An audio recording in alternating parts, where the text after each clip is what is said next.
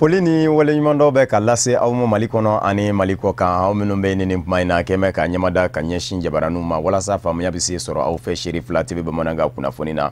min bɛna walawalali kɛ aw ye Mali kunkan ani diɲɛ fan wɛrɛw kunkan an b'a fɔ yan ko nin y'a kuma selen bakuruba kunnafoniw filɛ. Fanga ɲini jɛkulu min bɛ wele ko RPM Rassemblement pour le Mali olu ka foroba donné rentrée politique kɛra jɔyilakaw fɛ yen nɔ kɛrɛnkɛrɛnnenya u ka ɲɛnajɛ kɛ so min bɛ yen min ye honorable Mamadou Diarrasouba ye ni ale ye jɔyila section secrétaire général ye a ko kun bɛ ale ka denbaya kɔnɔ. Jɔfɔnanjɛ min ɲɛsinnen don kunnafonidilaw ma o ɲɛnamayara an ka jamana kɔnɔ kunnafonidilaw tɔgɔlaso la Maison de la Presse Dar es Salaam dakun ye fɛn min ye o ye kunnafonidilaw u jɔyɔrɔ u ka kɛta gwɛlɛya waatiw la bamanankan kunnafoni na kumabaw ye ninnu de minnu ni sɔnni u bi walawala aw ye aw dangana.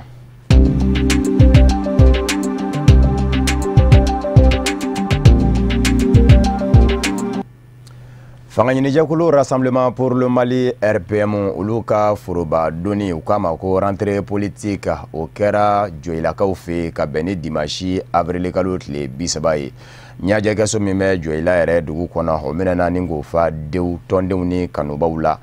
Kɛnɛ in ka denbaya kun bɛ maa min bolo o ye honorable Mamadou Diarrasouba ye ni ale ye RPM wasaden ye wasabulon kɔnɔ ale kun ye kɛnɛ yɛrɛ denba ye wa jɔyilakaw fɛ section secrétaire général de fɛnɛ don nin baara ninnu kɛra ka bɛn ni dimanche avril kalo tile 30 ye jɔyilakaw fɛ an ka maa min kun bɛ a kɛnɛ ka Amadou Kamara don a ka sɔrɔlenw filɛ. Ka sanga ni fanga ɲini jɛkulu RPM n'an b'a fɔ ko Rassemblement pour le Mali ni jamanakuntigi ka parti don a ka bolofara min bɛ jɔyila mara la n'o ɲɛmɔgɔ ye honorable Mamadou Diarrasouba ye u y'u ka politiki baaraw nundoni o bolodara nin dɔgɔkun laban in na min laɲininen don parti ɲɛmɔgɔyaso fɛ. Vraiment mɔgɔw gestion o de y'a to n ye n nana RPM na parce que ne ni mɔgɔ dɔw tun bɛ parti la n bɔr'o parti la ka na gɛlɛyaw de kosɔn. Parce que n'i ko k'i b'a jate minɛ maa kura nali parti la a ma nɔgɔ yɔrɔ caman na bon anw ka gɛlɛya kɛra ko anw ye datugu kɔrɔlenw ɲɛ anw hakili la yɔrɔ tɔw la o ye contraire ye kɔrɔlenw de bɛ datugu kuraw ɲɛ mais anw accusera k'a fɔ k'an ye datugu kuraw ɲɛ donc o ye gɛlɛya dɔ ye o ma se ka faamuya kosɛbɛ donc an bɔra yen an b'a dɔn taayɔrɔ foyi tɛ yen ni RPM tɛ parce que n y'a fɔ an ye cogo min na ne ka mairie sɔrɔ a sababu dɔ ye Diarrasouba ye. Ne kun est indépendant avec 8 conseillers. Bon, Diarrasouba ka 2 conseillers faranga, RPM Adama ka 2 conseillers faranga, ça faisait déjà la majorité. Donc, tu sais ka RPM fitri walia parce que mora état minaka na 600 awo sababu ba de aller. Donc, ningo comité yoro la mettra au RPM kele de là, o de motiver kana RPM là en réalité. An bɛ aw ladɔnnen k'a fɔ ko u ka ni sigili a kɛra sigili nafamaba ye sabula tɔnden kuraw kɛrɛnkɛrɛnnenya la jɔyila maire kɔrɔ ale ni a tɔɲɔgɔn caman olu bɔra MODEC la ka fara RPM jɛkulu kan min kɛra nisɔndiyaba ye RPM ɲɛmɔgɔw bolo sabula a bɛ n'u ka parti dili don kosɛbɛ jɔyila marabolo kɔnɔ. Bi sigili a ɲɛna an nisɔndiyara an nisɔndiyara mun na parce que bi délégation minnu bɛ Kulukoro mara kɔnɔ n'o ye bureau politique ye u nana ka na kunnafoni di mɔgɔ ma a diyara an ɲɛ bi a bonyana ma. A sigili diyara an ye mun na kosɛbɛ parce que conseil hakɛ min sɔrɔla jɔyila mara kɔnɔ maire hakɛ min sɔrɔla jɔyila mara kɔnɔ depuis élection kɛra u tun ma sigi fɔlɔ u bɛɛ ka fara ɲɔgɔn kan donc u bɛɛ farala ɲɔgɔn kan bi ka ɲɔgɔn dɔn k'a fɔ nin bɛ bɔ nin commune na anw de ye kelen ye jɔyila mara kɔnɔ donc a bɛ baara nɔgɔya ye u bɛɛ nana bi conseil 100 kɔ 140 o fɛnba ye bon bi sigili diyara an ye mun na parce que mɔgɔ dun nana u nana fara an kan mɔgɔ dun nana u nana don tɔn na mɔgɔ dun nana u nana ye k'a fɔ an taabolo ka ɲi ko Ibrahim Boubacar Keita ka baara a ka ɲi donc u nana fara an kan k'a lajɛ k'u bɛ se ka kɛ an dɛmɛbaa ye donc o la conseil 14 o de nana fara an kan u bɔra yɔrɔ camanw na du bɔra société civile la du bɔra partout la u nana fara an kan ka an dɛmɛ a la ni Ala sɔnna ma an ka du a yiriwala an ka du an bɛ se k'a fɔ denkura caman sɔrɔla ni Ala sɔnna ma a nafa an bɛ n'a ye nafa tɛ fɛn wɛrɛ dɛ o ye bɛn ni mɔgɔw cayara bɛn min na ni bɛn nana sabati bɛ na ni sabati nana a bɛ na an bɛ hinɛ ɲɔgɔn na n'an hinɛna ɲɔgɔn na yiriwa bɛ na. An b'a yira o la k'a fɔ ko fanga ɲini jɛkulu RPM a ɲɛmɔgɔba n'o ye honorable Mamadou Diarrasouba ye ka fara a tɔ bɛɛ lajɛlen kan u kɔni nisɔndiyalen u ka baaraw la ani jaabi minnu sɔrɔla kalafili labanw la kelen bɛ ka labɛn bɛɛ lajɛlen sabati walasa kalafili nataw ko olu kunbɛn kocogo ɲuman na wa a y'a yira k'a fɔ ko jamakulu min nalen filɛ fara u kan ko u bisimila RPM soba kɔnɔ sabula ko u bɛɛ lajɛlen ye kelen ye wa u na don da kelen fɛ ka bɔ da kelen fɛ min bɛna kɛ sababu ɲuman ye ka parti dili don ka tila ka jaabi ɲumanw k'olu caman sɔrɔ don nataw la.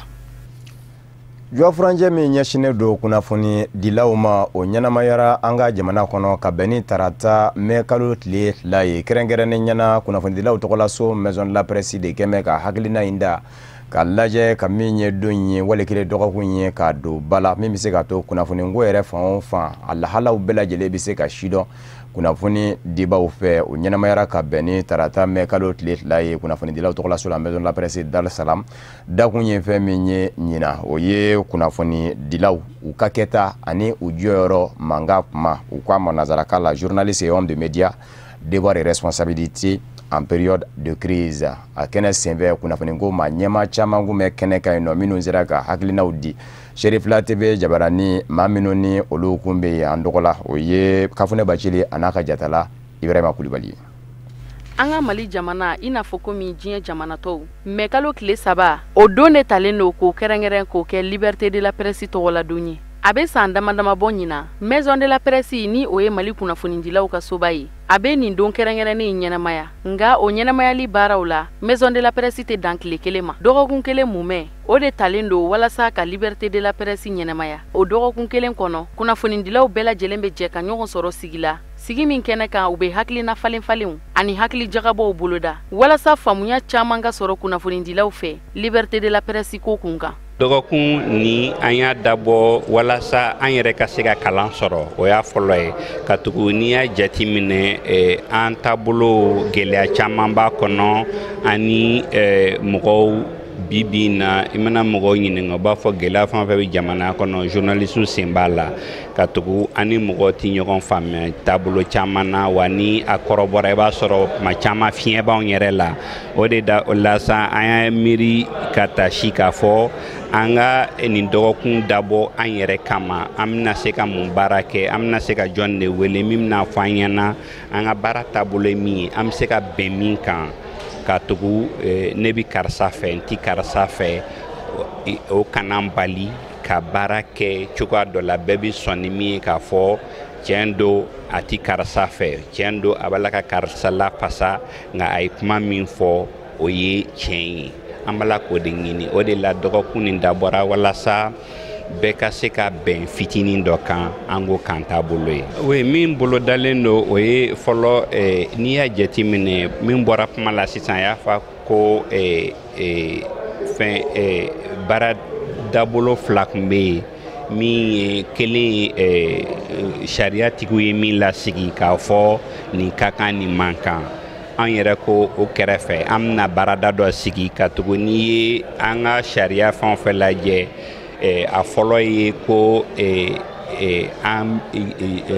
kunnafonidila a bɛ sɔn mɔgɔ min ka kɔrɔfɔli ma fɔlɔ o ye kunnafonidila wɛrɛ ye o de y'a to an bɛna bɔgɔ jeninen dɔ sigi min ye an ka mɔgɔkɔrɔw dɔrɔn ye o moins n'olu wulila k'a fɔ an na ye nin ka maɲi bɛɛ bɛ sɔn an ma an bɛn'o baara de latigɛ walasa an ka se ka bɛn kelen kan nka dɔgɔkun tɔ bɛɛ la don o don an bɛ fɛn dɔ kɛ yan nɔ bɛɛ ka na lamɛn ka tugu kalan an bɛ min na kalan yɛrɛ de don a b'a to mɔgɔ bɛna fɛn caman faamuya. An b'aw ladɔnniya k'a fɔ dɔgɔkun min talen don liberté de la presse dɔgɔkun kama an ka jamana kɔnɔ min sigira sen kan maison de la presse fɛ a baaraw nun donna mɛkalo tile 2 a bɛ kun cɛ ka bɛn ni mɛkalo tile 6 ye tile 5 kɔnɔna na dɔgɔkun in bɛna ɲɛnɛmaya cogo caman na. Kolowari jamana kɔnɔ jiri min bɛ wele ko kakao ma bɛ se k'a fɔ chocolat o lasulu don barisabu ka d'a kan a den bayɛlɛmalen de bɛ o di an bɛ ladɔnniya k'a fɔ o bilama sɔngɔ binnen don diɲɛ seleke naani suguw la o de kosɔn jamana ɲɛma Alassane Dramane Ouattara Kolowari jamana kɔnɔ ka bɛn ni mɛkalo tile gale ni o ye diɲɛ baarakɛlaw tɔgɔla don gɛrɛngɛrɛnnen ye a ye dantigɛli dɔw kɛ ka jira k'a fɔ kakao sɔngɔ bingo min ye nin ye diɲɛ seleke naani sugubaw la ni Kolowari yɛrɛ a sɔrɔ sira dɔ don o kumana a bɛ wajibiya a mɔ jamana ɲɛmayaso yɛlɛma ka don taabolo dɔw la o taabolow tɛ dɔwɛrɛ ye ka lajɛ minisiriso minnu bɛ jamana kɔnɔ olu bɛ baara kɛ ni nafolo min ye sa kɔnɔ u k'a ma ko budget ka lajɛ kɛmɛ sara la ka 5 ɲɔgɔnna bin ka bɔ a la min bɛ se ka to ko bɛ se ka bɛrɛ bɛn jamana ɲɛmayaso ma a ye dantigɛli in kɛ ka bɛn ni ntɛnɛndon mɛn kalo tile gɛlɛ ye an bɛ aw ladɔnniya k'a fɔ jamana ɲɛmaya yɛrɛ jɔn ko a lajɔra a la k'a fɔ kakao sɔngɔ binko min ye nin ye wajibi don a kɔlɔlɔ bɛ se jamana a labaara musaka mɔ o kumana min ye ayiwa kɛmɛ sara la 5 in kɔni o bi bin ka bɔ minisirisow ka nafolow la nafolo min ni u bi baara kɛ ni o ye sa kɔnɔ o tɛmɛnen kɔfɛ min ye ayiwa gwɛlɛya wɛrɛw ye a bɛ sɔn k'o lase kunu wari jamana ma ka sabu kɛ nafolo minnu ni olu kan ka labaara yɛrɛ jamana ɲɛmayaso fɛ jamana kɔnɔ sa kɔnɔ a kun jate kun bɛ ka kɛ sɛfa wari miliyari 2,043 ani miliyɔn 300 wali kelen kɛmɛ sara la 33 ngɔri 6 ɲɔgɔn na a bɛna dadigi kɛ o ɲɛnamayali la min ye baaraw minnu fɛnɛ bɛ yen nɔ ni jamana ɲɛmayaso kun kɛ kun bɛ k'olu dɔw bolo da i n'a fɔ kalanso jɔw ni kɛnɛyaso jɔw ni sirabadilaw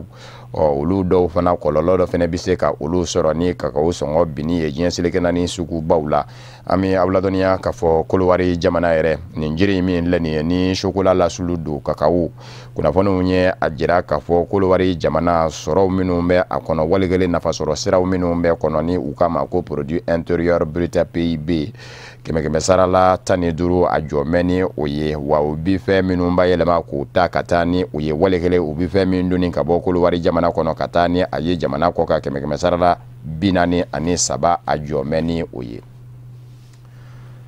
Senegal ma ɲɛma Macky Sall ye a lajɛ ka fu siri a ka minisiri dɔ ka baaraw da la minisiri min ɲɛsinnen kun do kuranko ma Senegal la jamana kɔnɔ kunnafoni bɔra ka bi ka bɛn ni tarata mɛ kalo tile 2 ye k'a fɔ a wulila ka bɔ a nɔna Thierno Alassane Sall la ale kɔni tɛ minisiri ye bilen an bɛ aw ladɔnniya k'a fɔ minisiri ɲɛma ni o ye Mohamed Boun Abdallah Dionne ye ale bɛ bila a nɔna yanni minisiri ka sɔrɔ ka bila a ka minisiriso kɔnɔ ni o ye kuranko minisiri ye maa caman kɔni kɛn bɛ k'i ta fɔ maɲi n bilali ko kunkan Senegali jamana kɔnɔ kunnafoni disow minnu bɛ yen olu caman kɛn bɛ ka jira k'a fɔ olu bɛ kun in dɔn a ko barisabu ka da ka ko a bɛ waati kɔni bɔ bɛɛ lajɛlen kɔni kɛn kun bɛ ka jira k'a fɔ yɛlɛmaw minnu ni olu donnen don kuranko siraw kan Senegal jamana kɔnɔ kɛrɛnkɛrɛnnen ɲɛna u ko fɛn min ma ko marché ni o ye ka baara dɔ ta k'o bila kɛnyɛrɛ ye tigilama dɔ ka bolo kan nafolo bɛ se ka bɔ ka di a mɔ sira min fɛ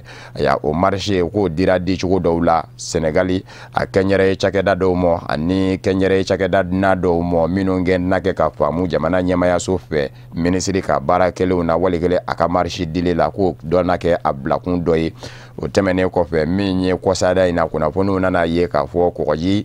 dayanbanw fɛ Senegal kɔgɔji dayanbanw fɛ min ye taji dun ye ka taa se gazi dun ma a ko olu fɛnɛ yen bɛ ye cogoya dɔw la olu ma se ka bange wa wali kelen a jɔyɔrɔ mana kɛ fɛn min ye olu ko la ko bɛɛ kɛ na kɛ ka jamana ɲɛmaya tɔɔrɔ a kɔrɔ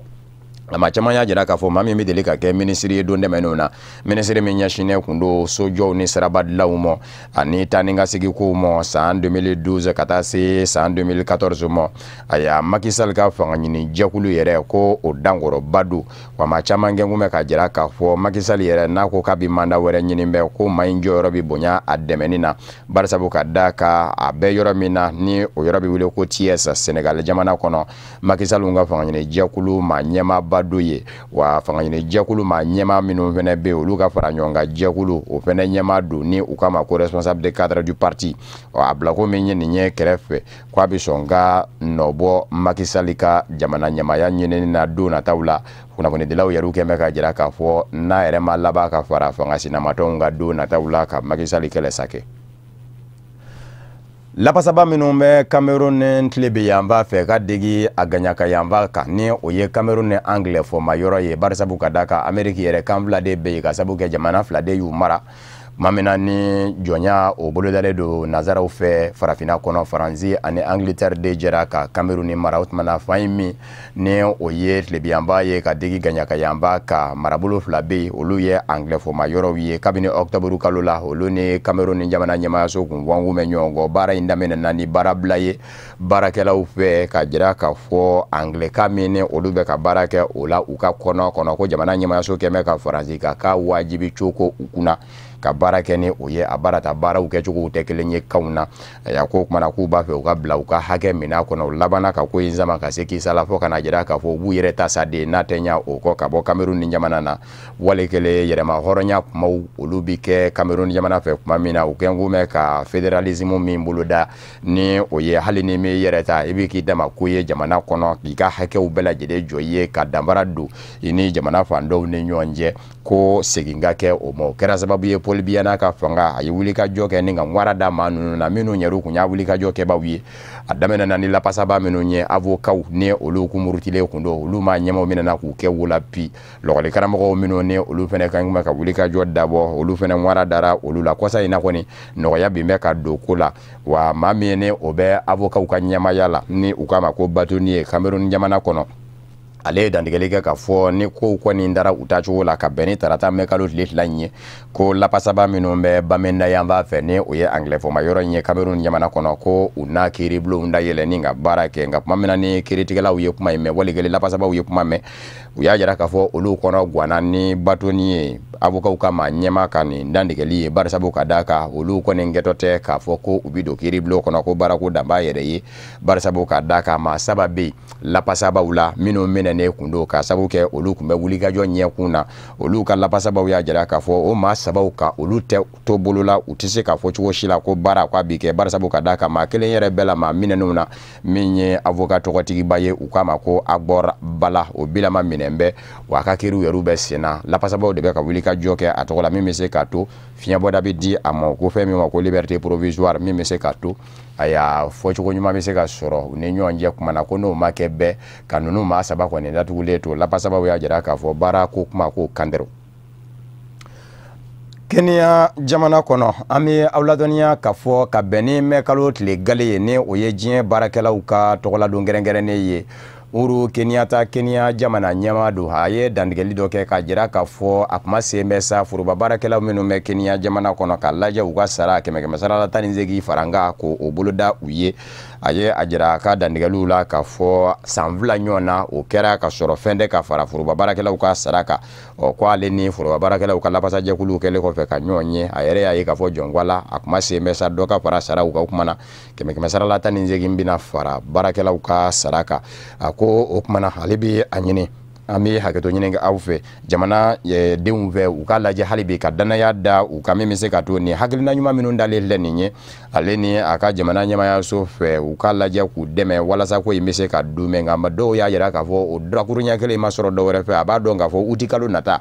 o ye jamana kundigi sigi kalataw ye Kenya jamana kɔnɔ wa bi na fanga ɲini jɛkulu minnu ni jamana ɲɛmaayaso tɛ fan kelen fɛ fanga sinaw olu n'an bɛ fara ɲɔgɔn kan ka bɛn maa kelen kan k'a fɔ u ka danaya bi da o ka k'o kɛ u ka cɛbɔ ye bɛɛ lajɛlen bi jɛn k'o dɛmɛ ka jamana ɲɛma Uhuru Kenyatta bi o tɛ maa wɛrɛ ye o ye Raila Odinga ye Raila Odinga yɛrɛ a mɛnna fanga in nɔfɛ kuma bɛɛ a b'i kanbɔ nka a ma se ka jamana ɲɛmaaya sɔrɔ dɔw ko jamana ɲɛma Uhuru Kenyatta ka nin dantigɛli ko a dabɔkun de ye ka se ka hali bi maaw sɔrɔ danaya ka da a ka se ka mana wɛrɛ sɔrɔ ni o ye san 5 kura wɛrɛ ye hali bi mɛ kalo tile gale kadara kɔnɔ ni o ye baarakɛlaw tɔgɔladon gɛrɛngɛrɛnnen ye Afrique Sud jamana kɔnɔ laada timɛna ka sabu kɛ jamana ɲɛma Jacob Zuma kɔni milama maa man di tɛ bilen ka sabu kɛ mara yɛrɛ kɛcogo a fɛ a tɔgɔ yera ŋanamu ko caman na o kɛra sababu ye ka dawula bi o de kosɔn mɛ kalo tile gale kuma min na ni jamanadenw farala ɲɔgɔn kan foroba baarakɛlaw ka don gɛrɛngɛrɛnnen munumunu zaliw bi kɛ defilew n'a ɲɔgɔnnaw n'o bɛɛ lajɛlen kun jɛra kuma min na kuma bɛ di jamana ɲɛma ma a ka kuma jamanadenw tɔgɔ la ni ka fɛn fɔ baarakɛlaw ye fɛn minnu bolo d'a mɛ jamana ɲɛmaayaso fɛ ni o bɛ se ka u ka minɛnw kɛ a y'a minan jɛlenw ye a y'a lahalako ta fa fɛ yanni Jacob Zuma ka kuma ta k'a bɛ dantigɛ maaw ye coci de daminɛ ka ɲɛsin a ma coci tɛ dɔwɛrɛ ye ka woti a la a y'a o kɛra sababu ye Jacob Zuma yɛrɛ ma se ka kuma fɔ jɛkulu min yɛrɛ kun ye kɛnɛ labɛn ni o ye baarakɛlaw ka lapasajɛkuluba min bɛ Afrique du Sud ni u k'a ma ko COSATU o ma ɲɛmaw ye a lajɛ a y'a Jacob Zuma a k'a lajɛ ka baara ɲɔngiri ka kuma jɔ tuma min na ni a ye kuma jɔ a ka lakana tigilamaaw wɛrɛ la a la ni ka gwɛngwɛ ka don ni a ye ye bolimafɛn kɔnɔ u ka sɔrɔ ka yɔrɔ bila o kɛlen sa kozati maaw ko maa wɛrɛ ti kuma kɛnɛ in ka bilen u caman kɔni y'a jira k'a fɔ ko in kɔni kɛra cogo min na a ma bɛɛ u yɛrɛw ma hali n'o y'a sɔrɔ Jacob Zuma bilama man di nin n'a ɲɔgɔnna dɔw kɔni a ka kan u k'a to a ka kuma kɛ hakilisigi kɔnɔ ko nka ko maaw ma sɔn o ma ko kɛra fɛn ye fɛn min ma bɛɛ baw a ye ɲajɛ sɛbɛkɔrɔ koya an bɛ aw ladɔnniya k'a fɔ bibi na ANC fanga ɲini jɛkulu kɔni kɔnɔ maa caman kɔni kɛ mɛ k'a jira k'a fɔ u b'a fɛ jamana ɲɛmaa Jacob Zuma yɛrɛ de ka wuli ka bɔ fanga na hali n'o y'a sɔrɔ a ka mandat tɔ tɛ bɛrɛ ye olu b'a fɛ a ka wuli wa caman kɛ mɛ k'a jira k'a fɔ olu kɔni bɛ u kan bɔ a jɔyɔrɔ nɔfɛ fanga ɲini jɛkulu min ni jamana ɲɛmaayaso tɛ fankelen fɛ Alliance démocratique merci kalata la ni o ye ANC bi min ɲɔgɔn ma deli ka kɛ kabini don min na ni ANC ye fanga sɔrɔ Nelson Mandela tile la olu kɛ mɛ k'a jira k'a fɔ u ka wulikajɔ bɛna bɛn fɛn min ma wasabilo kɔnɔ o ye k'a lajɛ wasaden fanba bɛ se ka sɔn u ka lahala ma u ka laɲini ma Jacob Zuma u ka motion de censure ta ka sɛgɛrɛ u tɛ dɔwɛrɛ ye an k'an bolo kɔrɔ ta k'a fɔ a ka jigin ka bɔ fanga na a y'a don nataw la olu b'a fɛ ko wulikajɔ de kɛ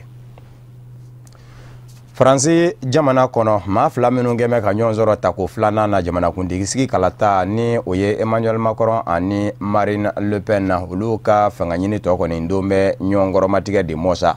ka sabu kɛ bɛɛ lajɛlen kɔni kɛmɛ k'a ko kɛ fiɲɛbere de ye i ma na bɛnni bere min ye i b'o kɛ k'i ɲɔgɔn dan kɛ ɲɔgɔn walo an bɛ aw ladɔnniya k'a fɔ ntɛnɛn dɛmɛnen min ye Marine Le Pen ye a ye dɔgɔyamaka dɔw ta ka ɲɛsin Emmanuel Macron ma barisabu ka d'a kan a y'a jira k'a fɔ Emmanuel Macron a y'a fɔ a ka dɔn k'a fɔ François Hollande olu ka denmisɛnnin de don olu ye jamana labaara ni hakilina minnu ye o kelen de bɛna na du mɛ o tɛmɛnen kɔfɛ nafolo o bɛ se ka fɛn minnu dilan olu dan bɛ o de la nka Faransi ka denya ko u dan tɛ o la Emmanuel Macron fana y'a jaabi k'a fɔ a ka dɔn k'a fɔ Front National ni o ye Marine Le Pen ka fanga ɲini jɛkulu ye fanga ɲini jɛkulu de don min tɛ Faransi jamana yɛrɛ fɛ baw a kɛ mɛ ka hakilinaw minnu da ko n'a sigira ko a bɛ kɛ o kɛbaa ye Faransi jamana kɔnɔ a y'a k'i b'a ye k'a fɔ a bɛɛ lajɛlen bɛ dankari Faransi ka taabolow de la o kumana ko a bɛ a ɲini bɛɛ lajɛlen fɛ bɛɛ ka Marine Le Pen kɔbila ni ka wete ale ye o tɛmɛnen kɔfɛ maa min ni o bɛ wele ko Jean-Luc Mélenchon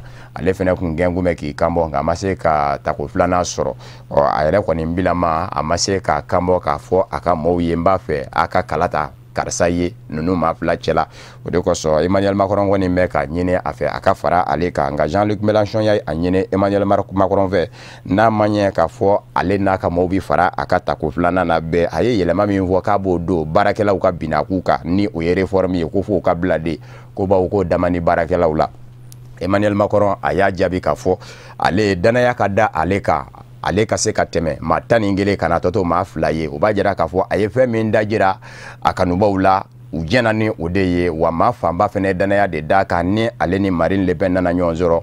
barabla fɔli kɛnɛ kan ni o ye deuxième tour ye o kumana ale k'a fɔ k'a bi sɔn Jean-Luc Mélenchon ka kuma ma ni nka a ka yɛlɛma dɔw bila a ka baara dajiralenw k'o ye a kɛlɛ ye k'a yɛrɛ sɔsɔ ko n'o kɛra bɛɛ k'a bi n'a fɔ a ye maaw janba maa minnu y'u ka danaya da a ka o kumana ale kɔni bɛ se ka fɛn min kɔ n'a kɛra jamana ɲɛmaa ye ani bɛɛ lajɛlen kɔni n'a sigi ka kuma nka ka fɔ de ko yɛlɛma min n'a bɛ n'o kɛ baara ko bina k'u ka ko ale k'o bila Jean-Luc Mélenchon kama a y'a ko o kan dɔrɔn ko in kɔni ko an bɛn nka n'Ala sɔnna ma dimanche nata maa min bɛ kɛ Faransi jamana ɲɛmaa ye o bi si dɔn.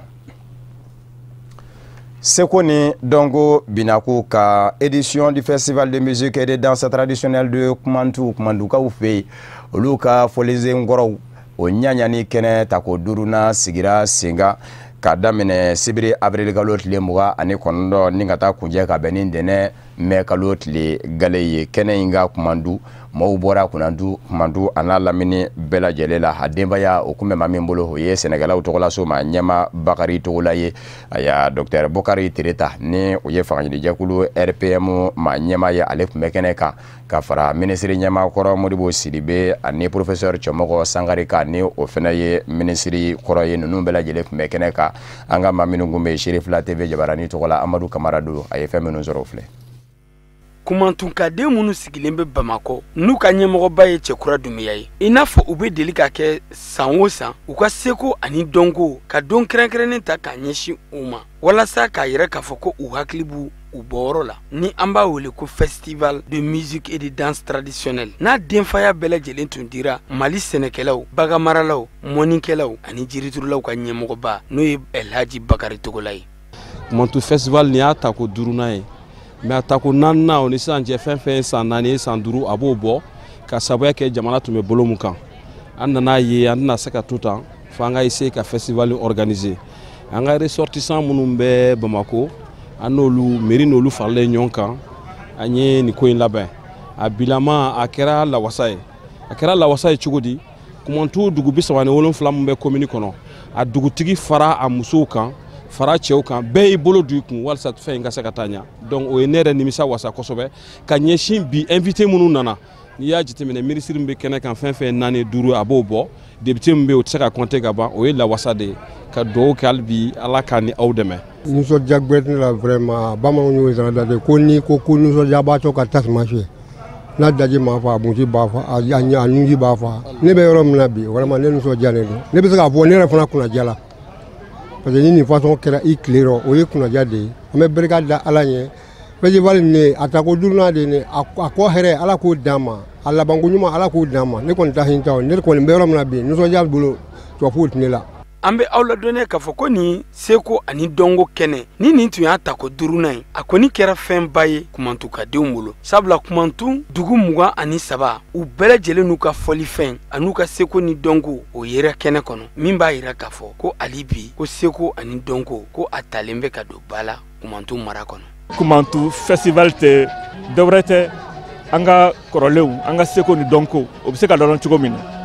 ne ye bi jama bɔra dugu 37 a mɔgɔ bɛɛ nana ka ɲɛnajɛ fɛn bɛɛ bɛ kan ka fɛn de fɔ an ye pour an ka se ka ɲinɛ an yɛrɛ kɔ a bɛ fɔ an ka kanw na ko jidɔn sodɔn yiridɔn yɛrɛdɔn ka fisa n'a fɛn bɛɛ ye n'i t'i yɛrɛ dɔn ko caman bɛ yen a bɛ tɛmɛ i kan. Ne nisɔndiyara k'a fɔ ne yɛrɛ ye Kumantu den ye Kumantukaw association k'a fɔ ne k'a ka parrain o diyara ne ye. Parce que on ne fait considération de mɔgɔ bɛ bɔ yɔrɔ min na n'i ma bonya sɔrɔ yen a ka gɛlɛn i ka bonya sɔrɔ yɔrɔ bɛɛ hali n'i ye bonya sɔrɔ yɔrɔ n'i ma bonya sɔrɔ i bɔ yɔrɔ la fɛn jɔ de y'i jɛ o la a diyara ne ye et puis an bɛ fɛn min na festival k'a fɔ an kana ni dugu fɔli kɔrɔw ye dugu o dugu fɔli 5 fɔli 4 b'a bɛɛ la mais fɔli kelen ka choisir dugu kɔnɔ ka na an sigi tile 3 ka hakiliw falen o koba de i nana sannilaw i nana feerelaw i nana lamɛnnilaw a bɛ hakili dɔ di mɔgɔ ma a b'a to i bɛ hakili jabɔ min na ni nana i sigi tulonkɛ yɔrɔ waati dɔ ni juguman b'i kɔnɔ i bɛ ɲinɛ o kɔ et puis an ka cikɛ yɔrɔw la dugu o dugu ni bɛ yen fɔli ninnu de bɛ cikɛlaw accompagner samiyɛ fɛ donc n'an ma ɲinɛ k'a fɔ fɔli ninnu bɛ an dɛmɛ ka cikɛ belebeleba kɛ foro kɔnɔ n'an y'a ciw sara an yɛrɛw de bɛ nimisa. Kumantukaw ka nin festival belebele ta ko duruna ye tile 3 kɔnɔna na a kɛra kulon nisɔndiya tasibila bonya ani karama ka ɲɛsin Kumantu n'a lamini bɛɛ lajɛlen ma k'a yira k'a fɔ ko seko ani dɔnko k'a jɔyɔrɔ ka bon an ka ladala kow ani an ka dugu ɲɛtaa kan an b'a fɔ ko ala ka tako 6nan ala k'o yira bɛɛ lajɛlen na. O de fana bɛ dansigi bamanankan kunnafoni na min farala ɲɔgɔn kan ka lase aw ma kunnafoni diso ɲɛmayaso fɛ ka bɛn ni nin kuma in ye ka wale ɲumandɔnfoli kɛ ka ɲɛsin aw ma Mali kɔnɔ ani Mali kɔ kan